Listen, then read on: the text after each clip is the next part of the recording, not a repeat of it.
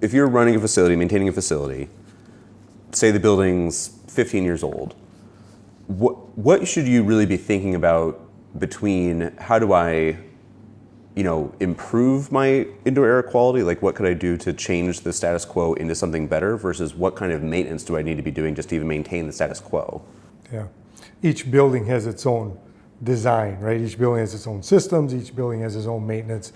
The maintenance portion of the whole thing and indoor air quality are tied together. One doesn't go without the other, right? So let's take a rooftop unit, for instance, on a facility.